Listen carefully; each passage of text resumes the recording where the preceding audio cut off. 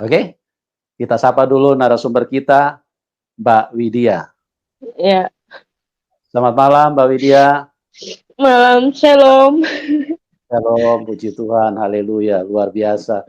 Orang kalau sudah ketemu Tuhan Yesus wajahnya berubah, teman-teman. Ya, ada cahaya, ada kemuliaan Tuhan di wajahnya. Amin, amin, Kuasa Tuhan begitu dahsyat, ya. Dia amin, bukan amin, huruf-huruf yang dibukukan, tapi dia firman yang ditulis di dalam buku.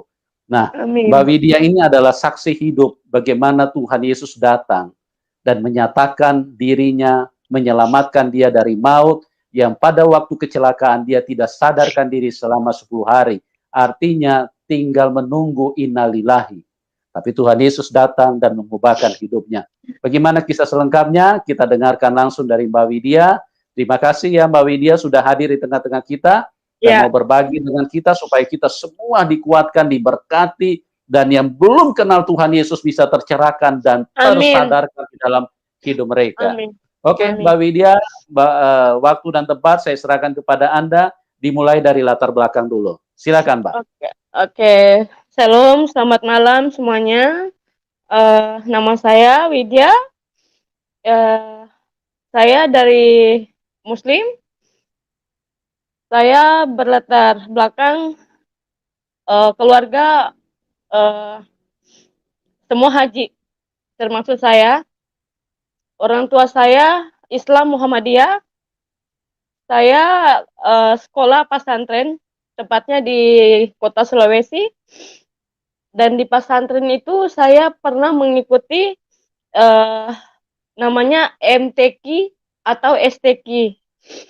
Dan di situ juga saya pernah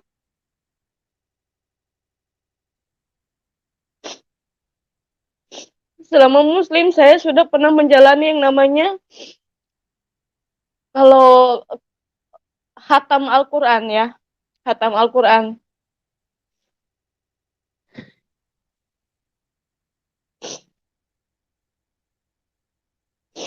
Di keluarga saya diajarkan namanya sholat 5 waktu itu tidak pernah berhenti. Dalam satu hari 3 kali saya belajar tentang Islam, mengaji dari ikro sampai juz.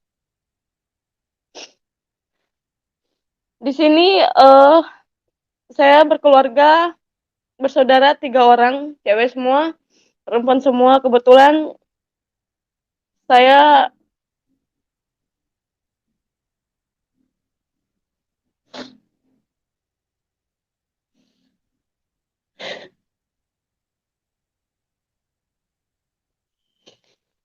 saya memilih Tuhan Yesus.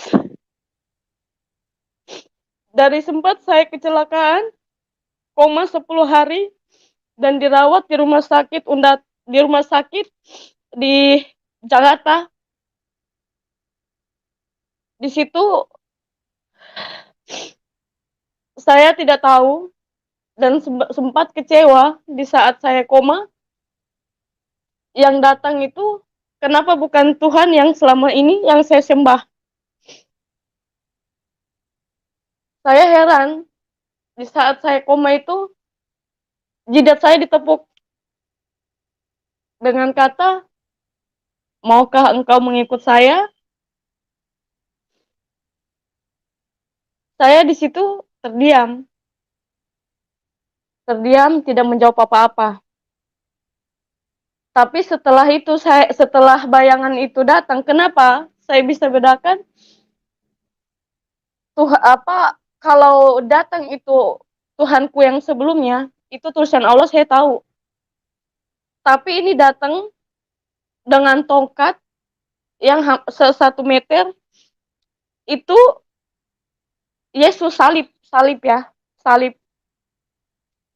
Nah, tiba-tiba saudara saya video, dia ngerasa bercanda, dia bercandain saya, bilang, kamu kenapa? Kamu ngelihat apa? Kamu sadar nggak ngomong ini? Kata dia gitu. Itu di rumah sakit Susada ya. Diliatin gini. Saya sampai heran, sampai bingung, sampai diam dan tidak berkata-kata apa-apa. Dan setelah itu saudara saya bilang di silent saja. dan juga bilang, jalani apa yang menurut kamu baik, dan suatu saat kamu pasti tahu apa pilihan yang terbaik. Nah, setelah itu banyak banget kuasa Tuhan. Kenapa saya sampai memutuskan untuk mengikut Tuhan? Dari 2007 itu saya belum yakin, saya masih ragu karena saya masih mendalami agama saya sebagai seorang muslim, sebagai seorang haji. Di keluarga saya itu betul-betul yang namanya sholat jamaah, sholat sunnah, makan sunnah, puasa sunnah, semuanya saya jalani. Tapi semenjak saya kena kena insiden itu, saya lepas, saya ragu, karena di mana saya yang lagi sekarat, yang datang Tuhan Yesus. Saya berterima kasih di antara dua Tuhan, berterima kasih di Tuhanku atau di Tuhan Yesus. Di masa-masa sekaratku, yang datang malah Tuhan Yesus. Jadi di 2018, saya menguatkan hati, izin ke orang tua untuk mengikut Tuhan Yesus. Selama berbulan-bulan, saya meminta izin dan bergumul dan tetap bergumul.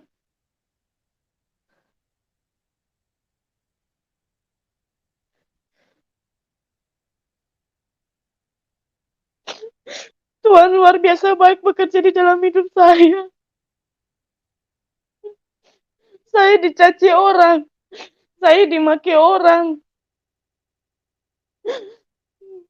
saya dibilang laknat. Mereka nggak tahu kuasa Tuhan bekerja di dalam hidup saya luar biasa. Sampai mereka mau mencoba. Kalau misal kamu muslim, kamu berdoa Al-Fatihah, aku disuruh mengaji. Aku bilang, bagaimana kalau posisiku sebagai seorang Kristen menguji kalian, doa Bapa kami, apa kalian bisa? Apa kalian bisa menghargai keputusan saya?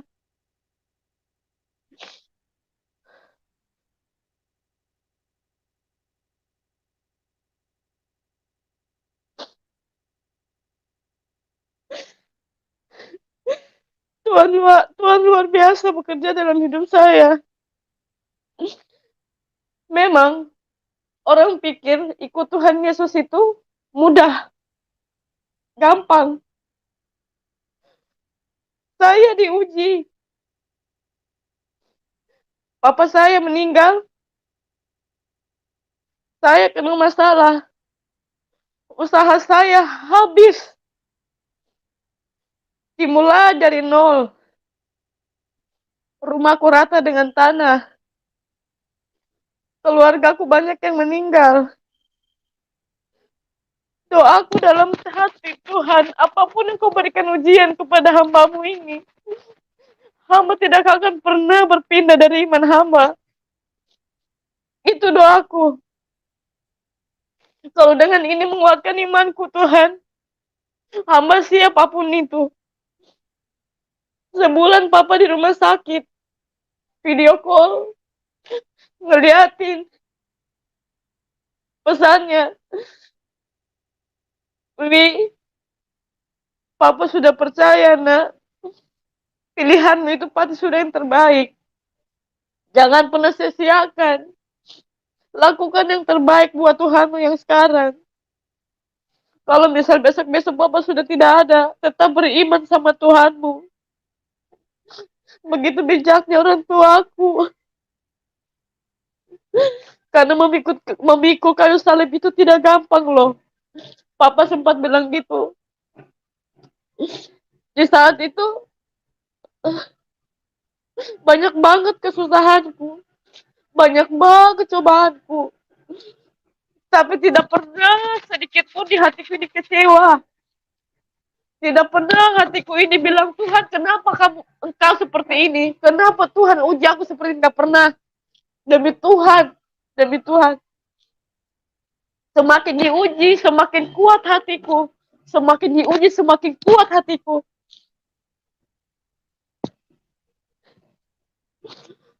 Sampai aku dapat cobaan satu kali lagi. Waktu itu di Ambon 2018 kena masalah, dipenjarakan yang harusnya 7 tahun jadi 1 tahun 6 bulan. Tidak pernah berhenti bergumul Tuhan. Apapun cobaan yang kau berikan hamba ini kekuatan, kesabaran. Mungkin dengan seperti ini proses pendewasaanku lebih bagus. Lebih dekat dengan Tuhan, lebih banyak masalah. Lebih dekat dengan Tuhan, lebih banyak masalah. Berdoa, sampai berdoa. Jadi di semua orang yang punya masalah itu, kalau di dalam, kalau berkelakuan baik, akan mendapatkan remisi. Selama di dalam, saya salah satu napi yang berani bersaksi, saling menguatkan, baca baca Alkitab aja gemetar, berdoa sebelum bersaksi, berdoa mengalir sampai uh, dapat kabar pengurusanku itu setelah semua kesaksianku, setelah berdoa, setelah semuanya itu sudah ikhlas atau semua udah lepas, Tuhan, terserah Tuhan, biar Tuhan yang bekerja dalam hidupku. Dapat lagi kabar, ternyata saya tidak dapat remisi, saya harus jalani murni 1 tahun 6 bulan. Saya jalani murni. Saya berdoa lagi, Tuhan, jika ini yang terbaik, saya ikhlas. Saya pasrahkan kepada Engkau. Tapi hamba memohon Tuhan, mudahkan setiap proses hamba. Berikan hamba yang terbaik. Begitu bantu kuasa Tuhan. 2 bulan dari situ, saya dibebaskan tanpa syarat. Tuhan, mujizat begitu nyata. Itu dalam hatiku pas menerima surat itu ya.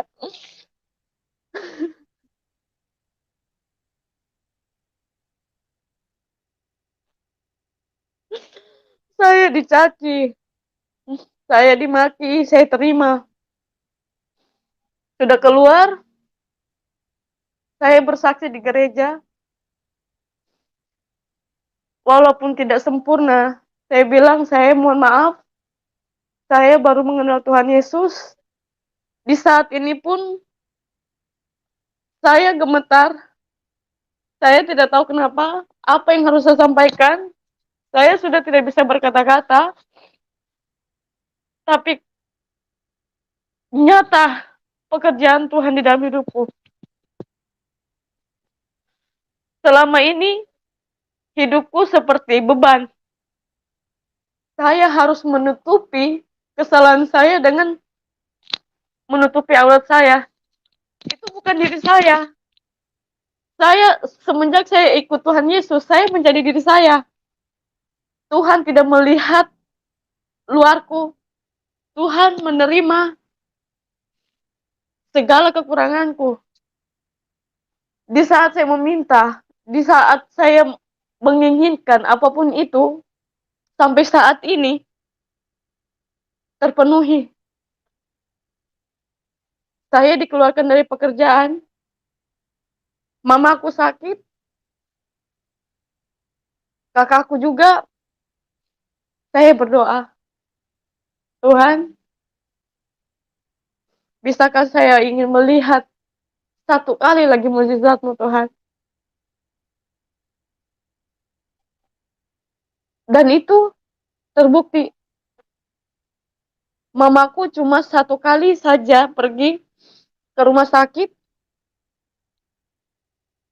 diperiksa, dikatakan sembuh. Dan setelah itu, mama pulang. Dan lanjut lagi, bagaimana saya yakin mengikut Tuhan Yesus, suami saya. Itu yang semakin menguatkan saya. Suami saya orang Batak. Saya mengikut suami bukan karena saya mengikut Yesus bukan karena suami saya, karena memang sudah itu panggilan saya sejak lama. Di sana di depan mertua saya disuruh menghafal doa Bapa Kami dan pengakuan iman rasuli. Dalam 2 hari saya menghafal pengakuan iman rasuli dan doa Bapa Kami.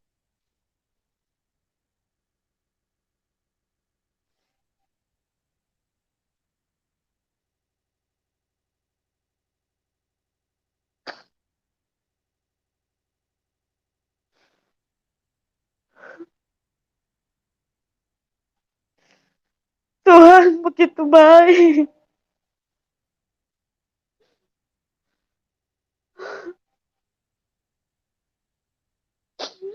Saya tidak pernah ragu melepas hijab saya. Saya tidak pernah ragu meninggalkan keluarga saya. Saya hidup sendiri. Saya belajar sedikit demi sedikit lebih dekat dengan Tuhan.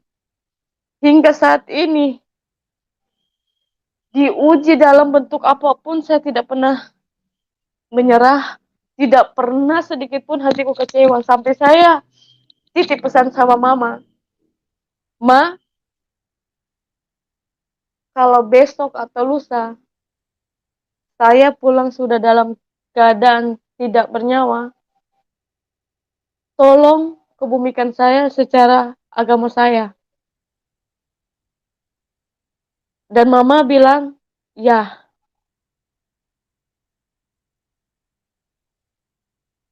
Terus,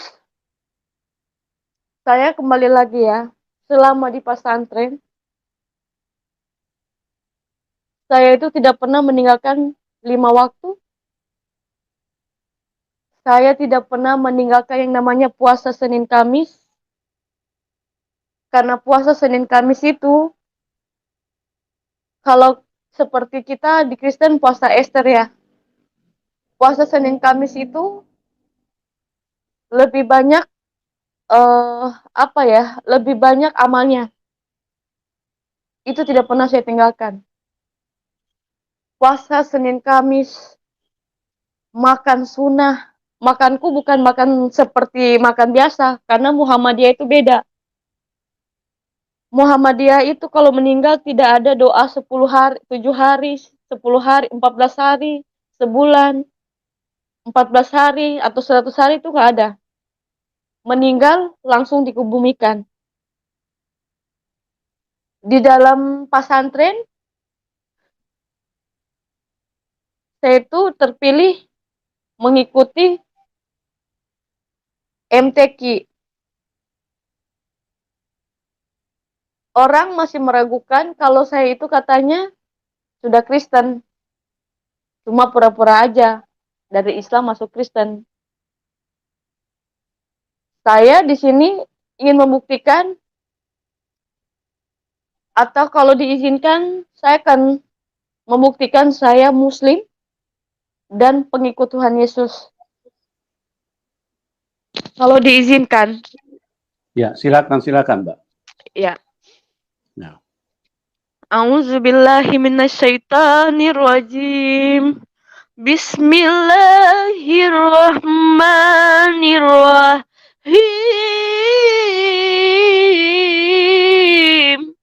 maaf suara saya seperti ini karena saya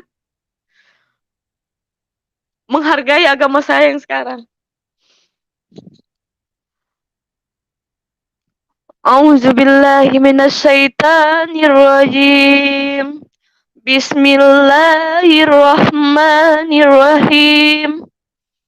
Alhamdulillahi rabbil alamin. Ar-Rahmanir-Rahim. Maliki yaumiddin. Iyyaka na'budu wa iyyaka nasta'in. Ihdinas siratal mustaqim. Siratal ladzina an'amta 'alaihim ghairil maghdubi 'alaihim waladdallin. Kalau surat Al-Fatihah, Bismillahirrahmanirrahim. Alhamdulillahirabbil alamin. Sekarang saya nggak bisa. Bukan saya nggak mau buktikan kalau saya Islam. Saya lebih menghargai agama saya saat ini. Qul huwallahu ahad juga saya hafal. Karena sudah lama saya melepas yang namanya hijab itu dari 2007. Ya, cuma itu yang bisa saya sampaikan di saat ini. Cuma itu yang bisa saya tunjukkan. Bismillahirrahmanirrahim. Alhamdulillahirabbil Ar-Rahmanirrahim. Malik yaumiddin. Iyyaka na'budu wa iyyaka nasta'in. Ihdinas siratal mustaqim. Siratal ladzina an'amta 'alaihim ghairil maghdubi 'alaihim waladdallin. Amin. Itu Al-Fatihah.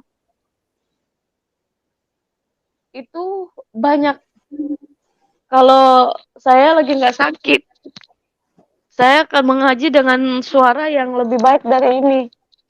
Karena saya lagi nggak enak badan. Di saat ini lagi saya masa pemulihan. Tapi karena kuasa Tuhan, saya bisa tetap duduk dengan tenang. Karena niat saya ingin tetap memuliakan Tuhan. Mendoakan orang tua saya. Mendoakan keluarga saya dalam nama Tuhan, dan mereka saat ini baik-baik saja.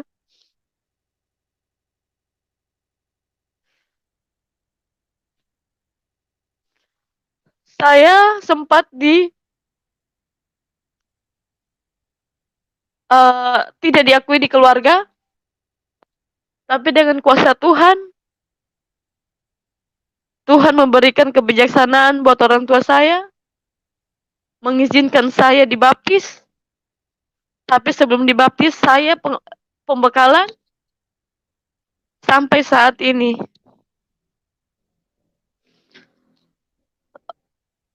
Apa, Pak? Halo? Ya, halo, ya. Gimana Mbak Widya?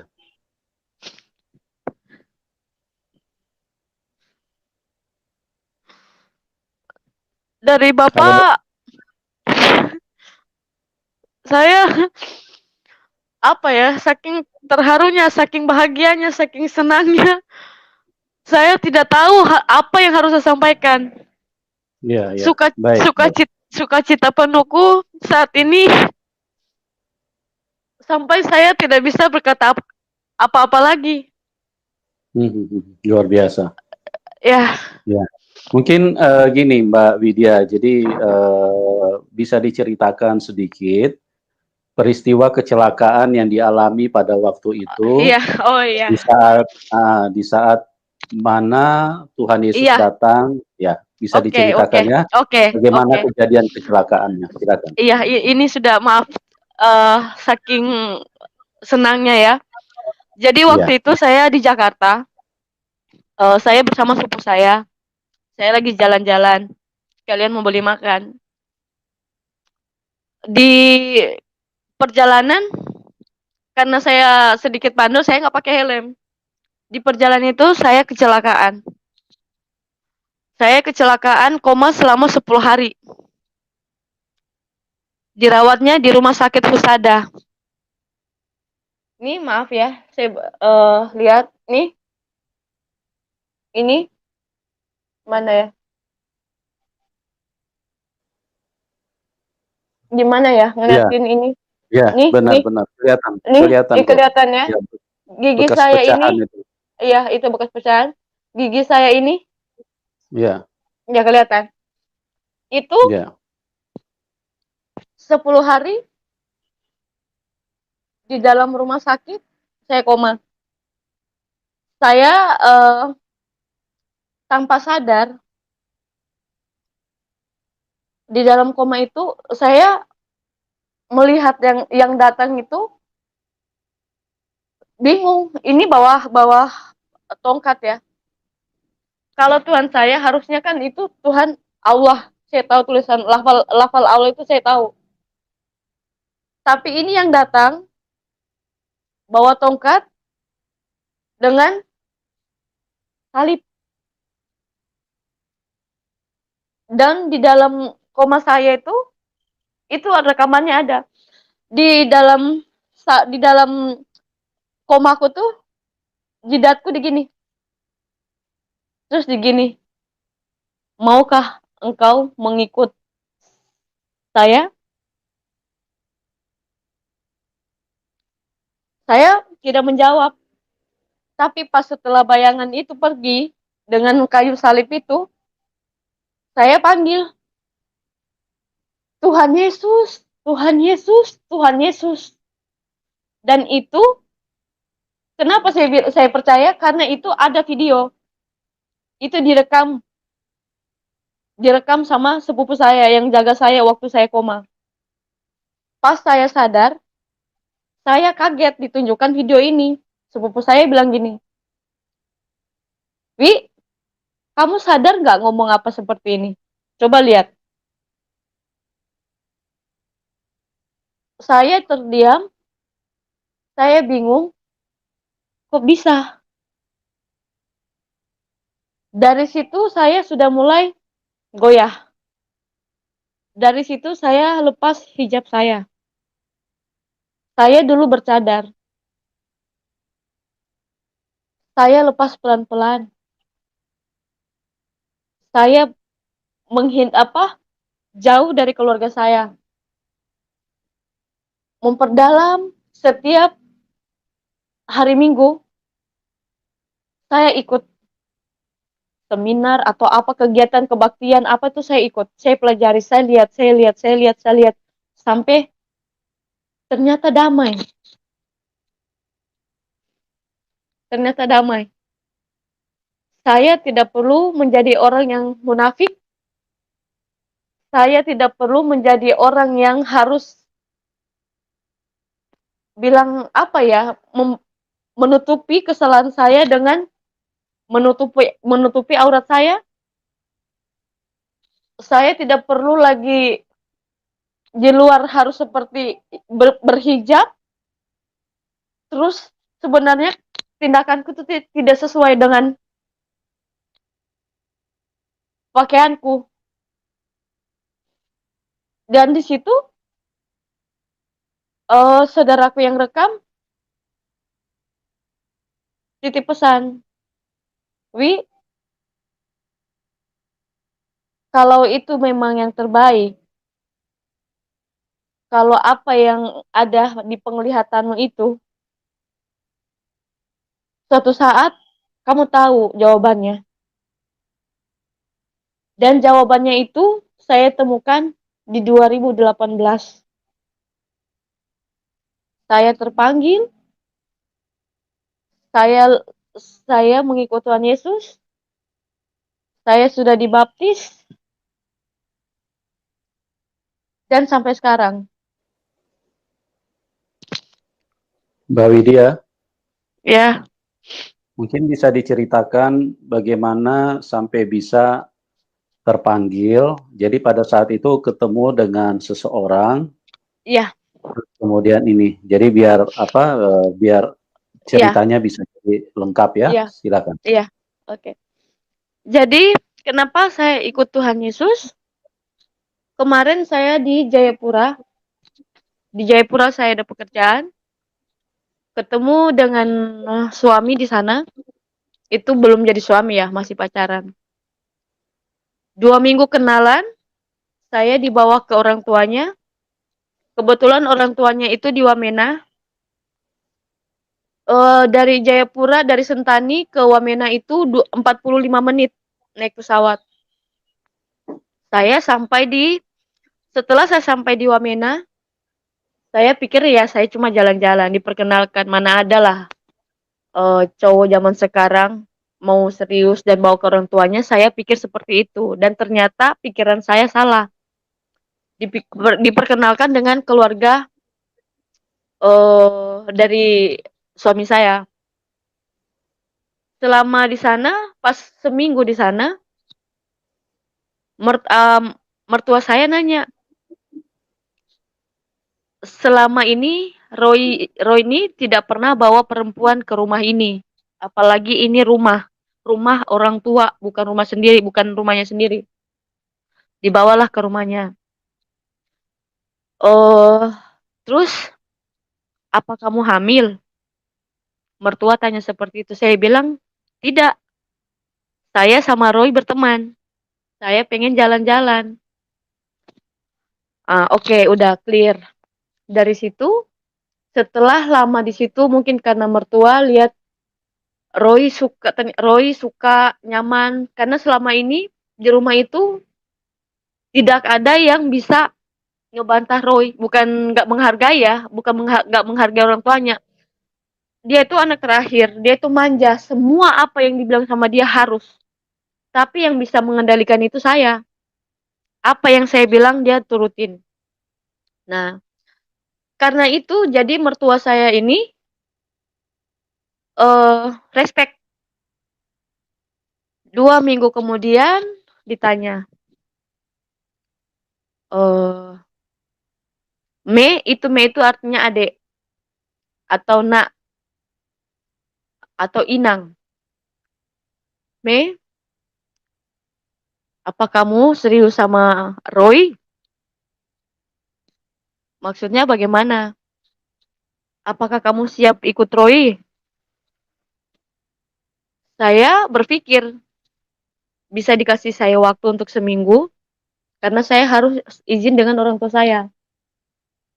Nah, selama 1 minggu, 2 minggu, 3 minggu, 4 minggu, saya berpikir, saya bergumul.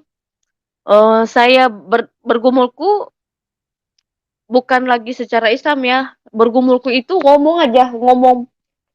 Saya harus bagaimana menyampaikan ke orang tua. Saya memberanikan diri setelah 3 bulan. Saya izin ke orang tua. Kepada pertama, mama.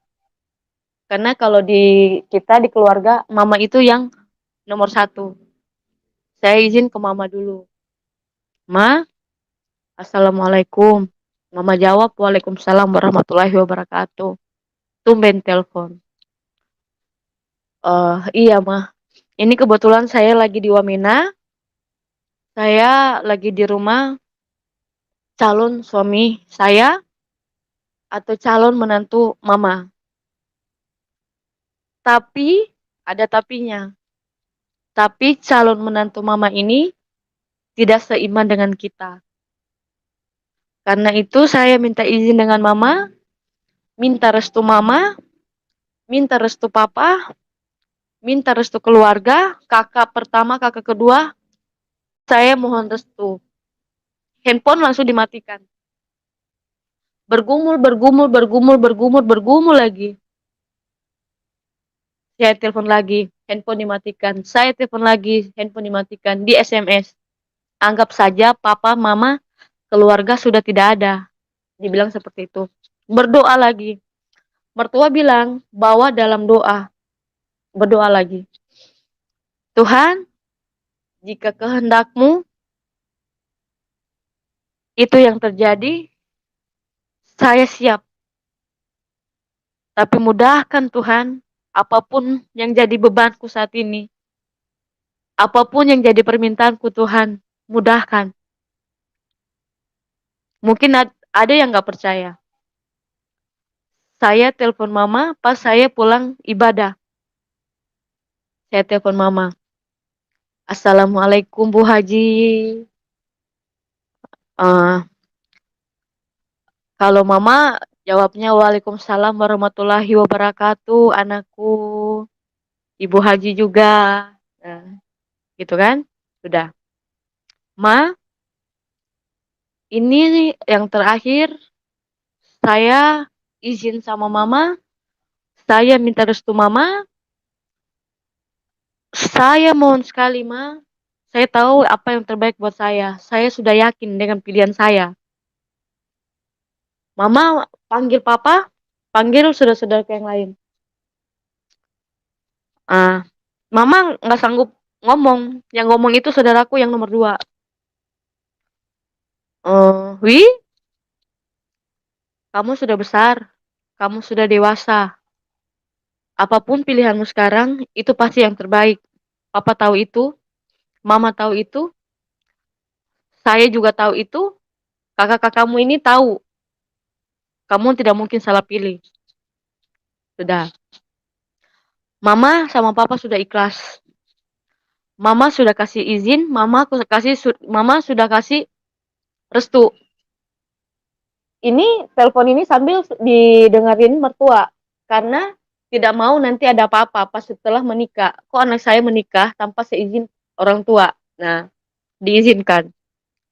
Setelah diizinkan itu, saya mulai pembekalan, saya mulai belajar pengakuan iman rasuli, doa Bapa kami.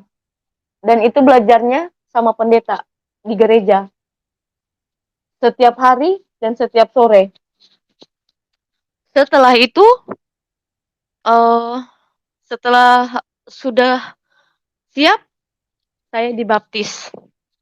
Dari nama Widya ke Melani Sihombing. Ikut marga mertua perempuan. Dari situ setelah baptis, karena orang Batak, saya ini orang Sulawesi, saya harus lepas marga saya. Jadi namanya itu mengadati, beli marga. Dan proses pembelian beli marga itu nggak mudah, nggak gampang. Prosesnya panjang sekali. Dan setelah singkatnya setelah itu menikah, saya dibawa ke tempat suami saya tugas. Sampai di sana dengan semangat saya kalau di orang tahu Wamena atau Elelim itu dari Wamena 12 jam.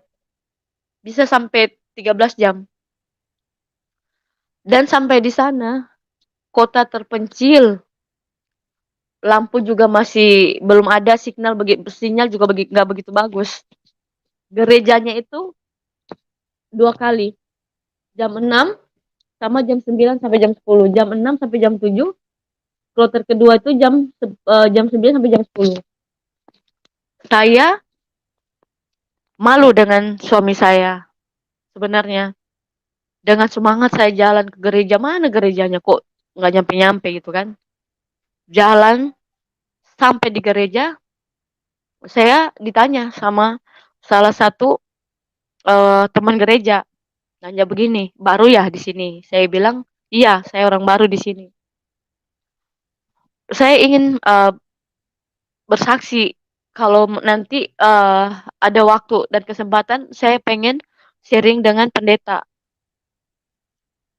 Dan diizinkan, tapi di minggu berikutnya. Di situ saya bersaksi, saya berdoa, saya bersaksi. Saya tidak tahu saya ngomong apa, tapi Roh Kudus itu melancarkan omongan saya kan. Semua menangis, semua terharu, semua tertawa, semua tepuk tangan. Saya seorang haji, seorang anak pesantren yang dibesarkan di pesantren. Orang tua saya juga basicnya semua orang haji, orang yang namanya sama agama itu benar-benar wah. Tapi Tuhan punya rencana lain dalam hidup saya. Tuhan bisa membolak-balikan itu. tidak memandang siapa, mau saya haji kah, mau saya siapakah, Tuhan pakai cara Tuhan mengubah saya. Dan sampai saat ini, saya tidak pernah berhenti mengucap syukur. Tidak pernah saya mengeluh. Sampai di titik terakhir kemarin usaha saya. Saya bilang, Tuhan, jangankan usaha saya sudah siap mengikut Engkau, mati atas nama Tuhan Yesus. Papen? Ya, Mbak Halo? Widya. Ya, ya. Ya. Ya, jadi mungkin bisa ditambahkan setelah di Waimena waktu itu kan sama suami. Ya. Nah, suami punya kegiatan ibadah bagaimana? Terus bagaimana yang dialami selanjutnya gitu? Suami kurang, tidak pernah ke gereja. Hmm, Saya yang mengajarkan dia. Saya yang mengingatkan dia. hmm, Alkitab ini sebelum saya sudah, ini udah hampir 3 kali ya. hmm. Tapi saya bacanya bukan dari perjanjian lama ke perjanjian baru. Bukan dari perjanjian baru perjanjian lama. Dari perjanjian lama baru ke perjanjian baru. Ya, Saya ini bacanya udah 3 kali habis ya. Ini Alkitab ya, ini puji dari Tuhan. perjanjian baru perjanjian lama ini sudah Hmm, ini sudah mau bisa hampir selesai. Dan saya mhm, bacanya sudah sampai di sini saat ini. ya, Ya. Saya bilang sama suami, harusnya kamu malu. Saya yang dari sana, dekat Tuhan itu luar biasa loh. Coba belajar, dekatkan dirimu dengan Tuhan. Tuhan itu bekerja luar biasa banget dalam hidupku loh, Roy. Saya bilang gitu ke dia. Tidak didengar. Tidak. Terus mertua saya juga bilang, Inang, jadi kalau orang Batak itu Inang itu anak, dan kalau saya juga panggil Inang ke mertua saya itu artinya mama. Jadi juga saya bilang Inang, mertua saya bilang Inang, Inang titip Roy sama Inang karena Inang percaya Inang bisa. Itu mertua saya ngomong seperti itu. Dan saya balas ke Inang saya akan berusaha menjadi yang terbaik untuk suami saya. Sampai saya lelah, dia sampai bukan bukan lelah bilang untuk mengajak dia, bukan. Sampai saya lelah pun dia cuma bilang, "Mm-mm, mm-mm, mm-mm." Saya bilang saya malu. Kamu yang harusnya malu, tapi ini saat ini saya yang malu. Saya loh yang ngajarin kamu, bukan kamu yang ngajarin saya. Terus saya setiap minggu ke gereja, sampai orang di LLIM itu, saya di sini bukan semua agama mengajarkan kita baik. Cuma di saat ini saya merasa lebih nyaman, lebih damai, lebih tenang. Saya berdoa malam ini, besok saya dapat. Puji Tuhan, saya dapat. Saya minta ini, saya minta itu, Tuhan cukupkan. Terus ada lagi kejadian kemarin waktu saudara saya di rumah sakit, dia jantung. Saya berdoa saya izin ke mereka, saya bilang, saya izin berdoa, tapi dengan caraku.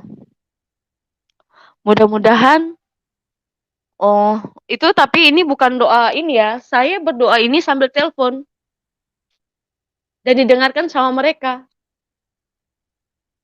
Saya berdoa, eh ceceku apa kakakku itu kaget, kakakku itu menangis.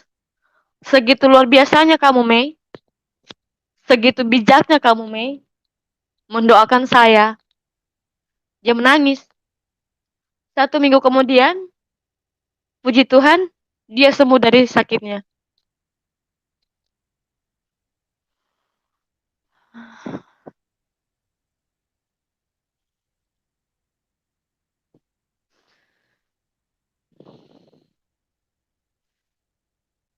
Sekali lagi saya bilang, jangan pernah berhenti bersyukur. Jangan pernah bosan untuk tetap berdoa. Jangan pernah merasa Tuhan itu tidak pernah menolong kita.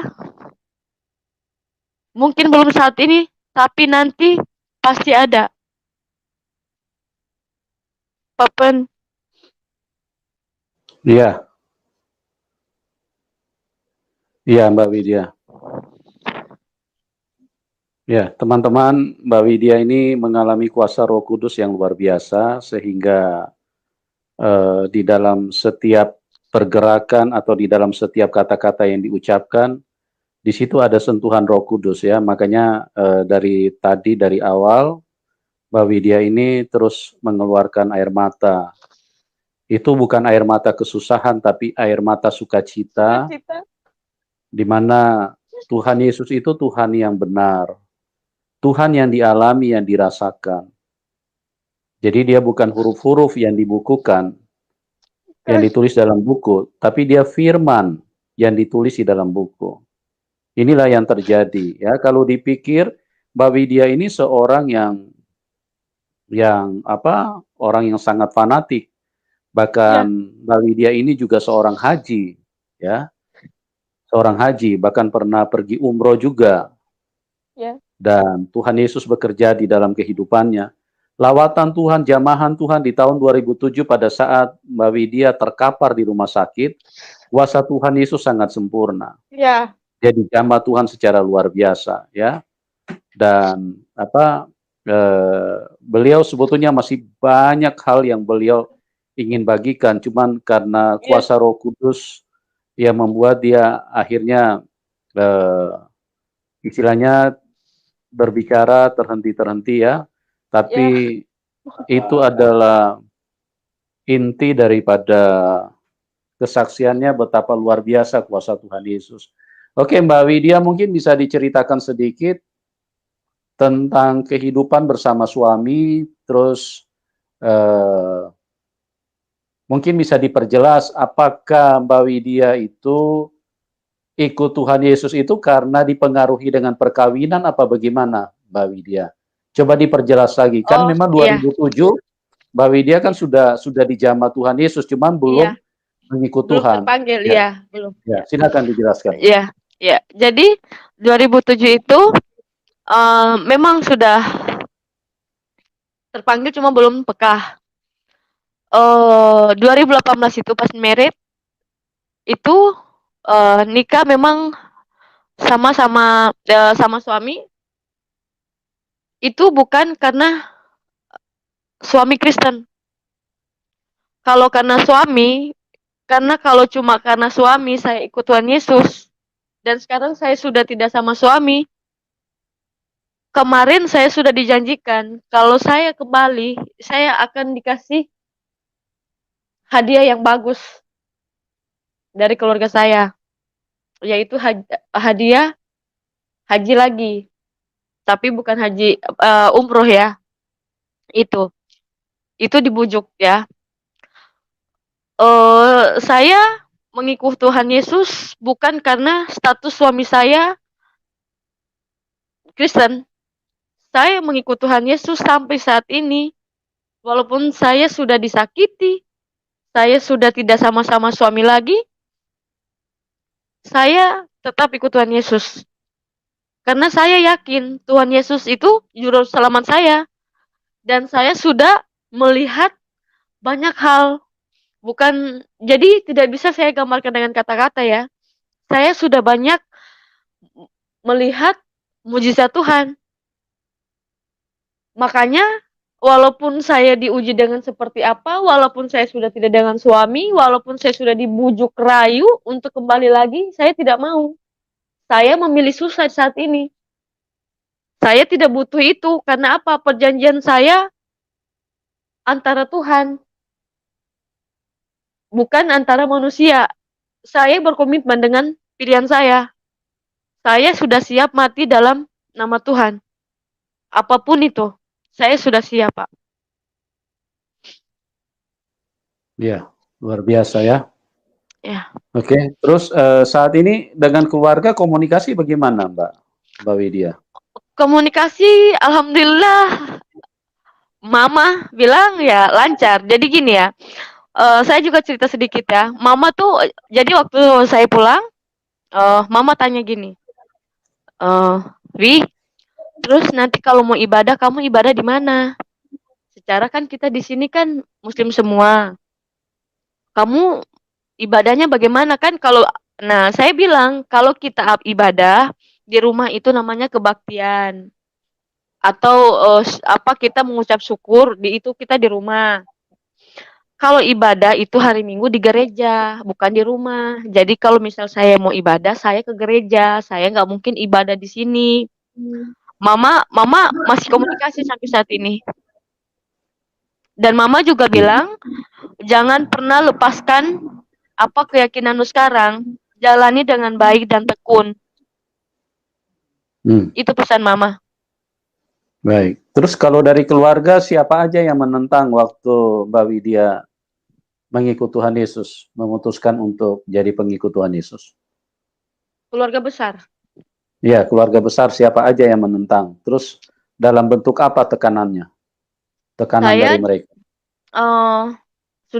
Sudah tidak dianggap keluarga, sudah dianggap mati, dan sudah diusir dari keluarga.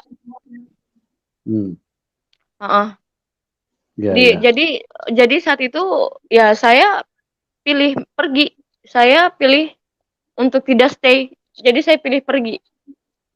Gitu. Ya, inilah teman-teman ya, satu sisi Tuhan Yesus berkata mengikut Tuhan harus pikul salib, dan ini dialami oleh Mbak Widya. Tapi di sisi lain kita harus mengerti bahwa meninggalkan Islam itu tidak mudah, karena tekanannya sangat berat ya. Jadi teman-teman, jangan kita hanya sekedar bersuara kalau Islam itu rahmatan lil alamin. Memang betul, itu kalau menurut mulut yang berbicara, kalau menurut pribadi. Tapi pada kenyataannya, kalau seseorang meninggalkan Islam, itu sangat tidak mudah. Mbak Widya ini mengalami sendiri, ya. Bahkan dia sampai harus pergi meninggalkan karena tidak dianggap keluarga, sudah dianggap mati, dan lain-lain sebagainya. Inilah kenyataannya ya. Jadi kalau ada yang masih bersuara bahwa Islam adalah rahmatan lil alamin, mungkin coba dikaji kembali. Apakah yang Anda sampaikan, apakah yang kalian suarakan itu ada dasarnya, ada nilai kebenarannya. Karena kalau hanya di mulut dikatakan seperti itu, maka itu juga akan menjadi satu fokus dari orang banyak, bahwa ternyata kalau dikatakan rahmatan lil alamin itu ternyata berita yang tidak benar. Karena kenyataannya kan dialami oleh Mbak Widya. Iya. Gitu. Dan teman-teman yang lain juga mengalami seperti itu. Iya. Oke, baik Mbak Widya, masih ada yang mau ditambahkan? Jadi suami bagaimana sampai ini? Saat ini saya sama suami udah tidak punya komunikasi lagi, dan saya juga sedikit menambahkan kemarin waktu saya live streaming ya, saya disuruh mengaji, saya dikata-katain, katanya murtad, katanya apa segala. Saya bilang kamu tuh dibayar, katanya dibayar. Saya bukan ngikut Tuhan karena saya dibayar. Saya bilang gitu. Saya kalau mau ikut Tuhan karena saya dibayar, keluarga saya itu lebih berharga, saya bilang gitu. Betul. Nah, saya bilang gini, kalian menghujat saya, kalian lihat diri kalian sudah sudah pantas untuk menghujat saya, sudah pantas untuk mencaci saya. Kita ini saling mengasihi. Di agama di agama itu mengajarkan kita saling mengasihi. Tapi kalian menghujat saya, apa Pak? Itu apa pantas? Sama aja kalian murtad juga. Saya sampai bilang gitu. Menghargai pilihan orang itu dengan apa ya? Toleransi. Bertoleransilah kepada orang. Maksudnya saya punya pilihan. Yang menentukan itu saya. Kalian bilang Ya. saya murtad, apa besok kalian masuk surga? Saya bilang seperti itu. Saya sekarang murtad. Emang kalian sudah terjamin masuk surga? Emang surga tempat kalian? Kalian menghujat saya, kalian sudah dosa loh. Ya. Ya. Itu Jadi yang memang, ya, memang betul Mbak Widya. Jadi teman-teman di Muslim ini seringkali menuduh dengan tuduhan, dengan fitnah, dengan tuduhan-tuduhan palsu, tuduhan-tuduhan yang tidak berdasar. Mereka selalu mengatakan kalau ada orang yang murtad masuk Kristen, itu dianggap dibayar. Padahal pada kenyataannya, ya, justru itu yang terbalik. Banyak orang yang diajak mualaf justru karena dibayar, gitu loh. Itu bukan rahasia umum bagaimana di kantor-kantor kalau mau pangkat naik, kalau mau jabatan naik, terus mau jadi orang penting, itu yang penting bisa ikut Islam. Itu bukan rahasia umum lagi teman-teman ya. Jadi itu tapi mereka selalu memutarbalikkan. Yang Islam, teman-teman di Islam selalu mengatakan kalau ikut Kristen, ikut Tuhan Yesus itu karena dibayar, dapat jodoh, kasih uang. Ini kan berita fitnah, ini memutarbalikkan fakta. Ini menyesatkan orang banyak, ya. Justru yang terbalik yang seperti yang dialami oleh orang-orang mualaf. Mereka itu mendapatkan hal-hal yang mereka inginkan, mendapatkan kedagingan, ya. Jadi itulah yang membuat mereka meninggalkan Tuhan Yesus, tapi memang mereka istilahnya Kristen KTP, Kristen yang tidak mengenal Tuhan. Kalau mereka mengenal Tuhan, seperti kayak Mbak Widya ini, ya, nyawanya pun dia pertaruhkan untuk Tuhan. Dia tidak akan meninggalkan Tuhan. Sekalipun suaminya berpisah dengan dia tidak akan tinggalkan Tuhan. Karena kuasa Tuhan itu kalau sudah menjamah seseorang, biar nenek moyang setan dari manapun yang datang mempengaruhi itu tidak akan terpengaruh, teman-teman. Ya, inilah luar biasanya kuasa Tuhan Yesus yang bekerja. Kita lihat dari tadi kuasa Roh Kudus bekerja sehingga Mbak Widya mengalami sukacita yang luar biasa. Ya, dia nangis bukan karena sedih loh, tapi sukacita damai yang tidak bisa dibayar dengan apapun. Itu yang hadir di dalam kehidupannya. Makanya inilah yang menguatkan, sekalipun mungkin di 1-2 bagian ada yang terlompat, tapi saya percaya kesaksiannya sangat luar biasa, sangat memberkati kita semua. Oke teman-teman, kita akan segera masuk di dalam ruang diskusi. Ya, teman-teman yang ingin berdiskusi dengan Mbak Widya silakan. Ya, supaya kita semakin yang ikut Tuhan Yesus, yang Kristen, semakin dikuatkan, semakin memiliki sukacita yang luar biasa. Dan yang non-Kristen, dengan kesaksian ini bisa tercerahkan. Kalau Anda mau rendah hati, mau buka hati, Anda akan tercerahkan, Anda akan tersadarkan bahwa Tuhan Yesus itulah Tuhan yang benar, Tuhan yang nyata, Tuhan yang mengasihi, Tuhan yang patut disembah. Ya, karena dialah yang menyatakan diri saat Mbak Widya koma 10 hari tidak sadar-sadar sudah mau innalillahi waktu itu. Makanya Mbak Widya itu terkejut. Kok bukan Tuhan yang saya sembah di agama saya yang datang? Kok malah Tuhan Yesus? Nah, di sini membuktikan bahwa dialah Tuhan yang benar, Tuhan yang mengerti, Tuhan yang tahu, dia yang menciptakan Mbak Widya. Makanya saat orang susah dia yang datang, dia yang hadir, dia yang menyatakan dirinya. Belum pernah ada Tuhan yang dari kepercayaan lain yang menyatakan diri. Ya, inilah yang kita lihat bagaimana dahsyatnya kuasa Tuhan Yesus.